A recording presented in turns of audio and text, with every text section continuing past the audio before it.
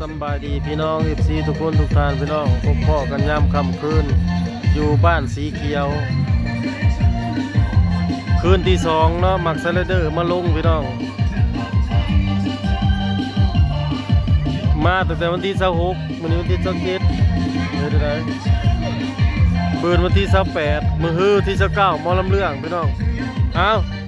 คือลงมาแล้วยอมแล้วฮะ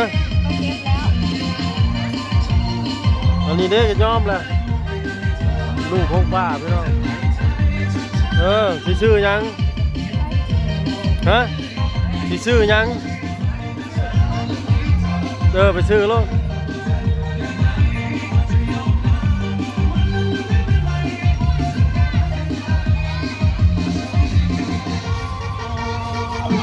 ห้านขายเครื่องเนาะมีอยู่1ห้าน2ห้าน3ห้าน4ห้านพี่น้องมาแล้ว4ล้านห้านขายเครื่องให้พี่น้องได้ซื้อกันผมมาเที่ยวงานมาสั่นซะได้เที่ยวได้ส้มแล้วก็ได้ซื้อน้ำซื้อยังกิน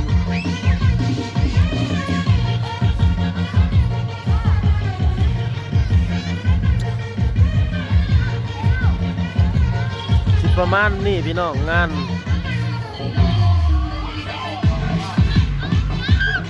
เพราะว่ามันบ่ทันได้ฮอดมือมันคักเด้มืออื่นกับมือห่อเขาต้มซื่อๆเนาะมือฮื้อผู้มือบุญแท้ๆมือหมอลำเรื่อง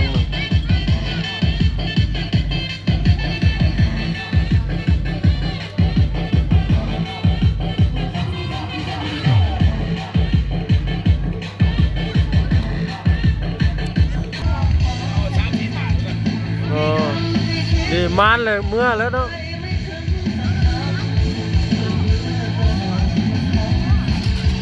ทรายกับมาน้ำตลอด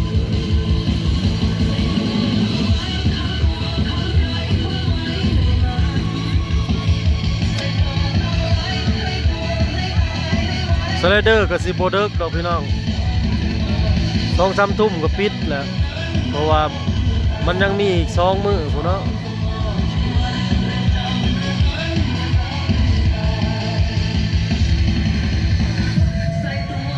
ยังมันบ่ได้บ่มันบ่ยัง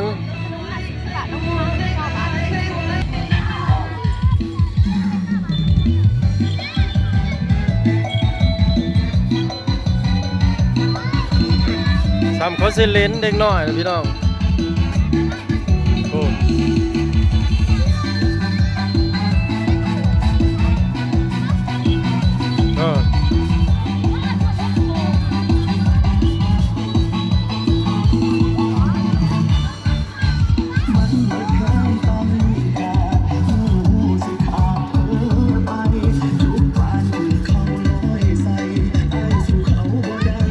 หมอไก่น้อยมื้อนี้คือบ่เห็นมาพี่น้องเลย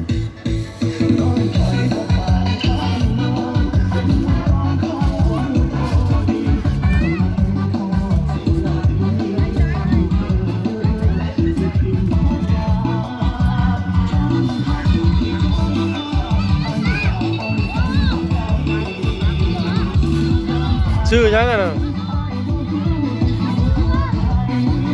บ่ได้ทุก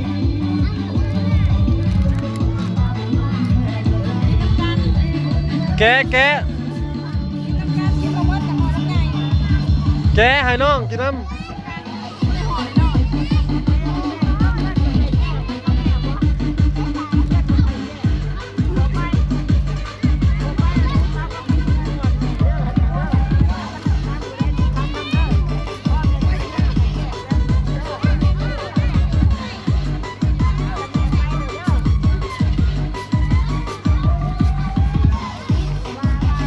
ในใช้เจดำบักไก่บ่เห็นเลยมื้อนี้หมอไก่น่ะยอมแล้วบ่ร้อยบักไก่ยอมบ่ฮะ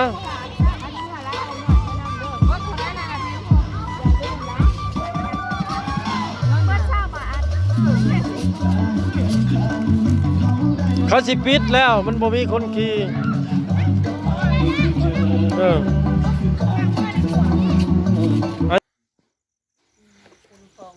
ฮ้ยเฮ้ยมอน้อยๆ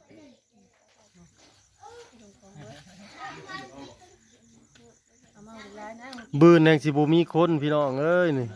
แต่นี่ก็มีแต่อันนี้ก็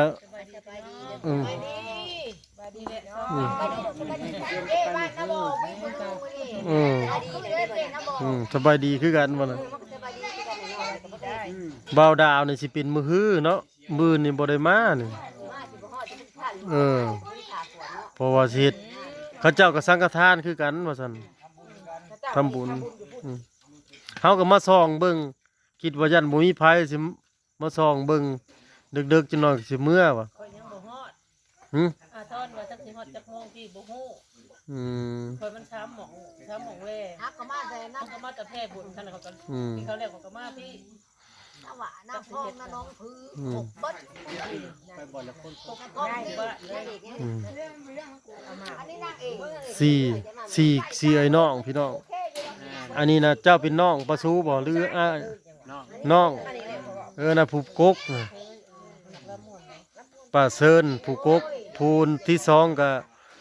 ปะซูเนาะลุงยังลุงมอนลุงจิต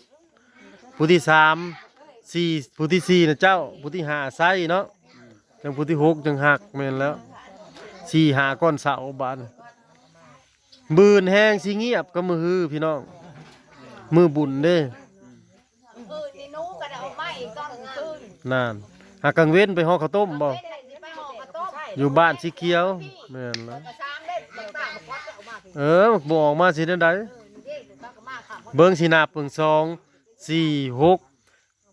8 10 14คนกับเด็กน้อยพี่น้องถึงบ่มีไผอยู่ถึงมันฮ้อนแล้วก็ลงมาอยู่กระต๊อบใหม่พี่น้อง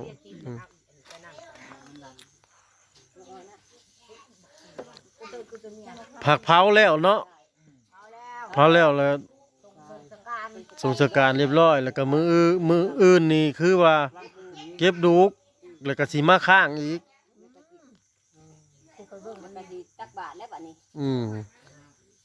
หลายขั้นตอนเนาะอยู่บ้านเขาเจ้าก็นะ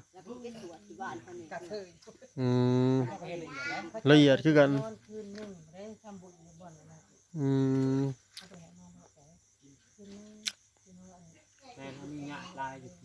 มันมีแหล่เนาะเขาแก่อันนี้มีเขาแก่แม่ไปใช้ซะนั่นน่ะแม่กินได้ไม่อาบน้ำเขาแก่บ่เฮ็ดงานเขาก็ไปนั่นบ่ไปที่ไปแต่ว่าเนาะ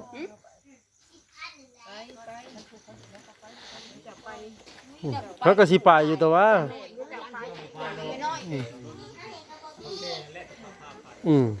มีแต่เขาสิเขาก็พาไปแล้วเห็นแต่แม่แทนมาเนาะวะมาหาหมออยู่พี่น่ะแม่หมอแทนนั่นเมียหมอแพทย์นั่นบ่ลองอยู่มาโคตรคนก็มาโคตรคน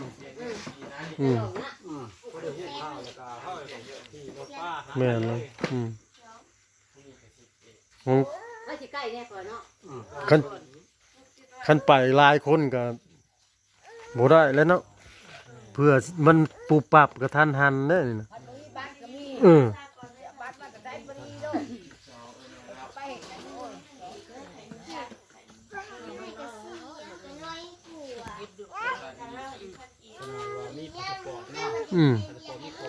ไปกับน้องมอส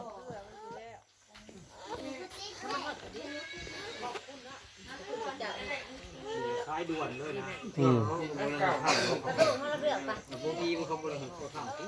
วันมือหมอลำเรื่องนี่ตึมนี่ก็ทั้งนี้จะเนี่ยไรแล้วสิมีจะคนนี่แหละ4 ก้อนเสานี่แหละอยู่น้ำกันกันเลยฮะวันนี้อันนั้นก็อันเดียวกันอีกเนาะงานอันเดียวกันซ้ำอันเดียวแล้วนั่นก็น้องถึกปรับงานเด้มันถึก มันเข้า ยังเหลือ10กว่าคนพี่น้องมามื้ออื่นนี่ยันมื้อนี้14เด้อมื้อนี้นะมื้อนับเบิ่งอีกสิจักคนมื้อฮื้อนี่มื้องานแน่นี่ยันเหลือ3-4คนอยู่เพราะตาอ้อยนี่แหล้วมาอยู่ในนี่ประจำแล้วบาดนี่จนแล้วเวียกพุ่นแล้ว แต่คนอยู่นี่บ่ง่ายว่า เออ ตอนได้มาแล้วต้องอยู่นี่แล้วนี่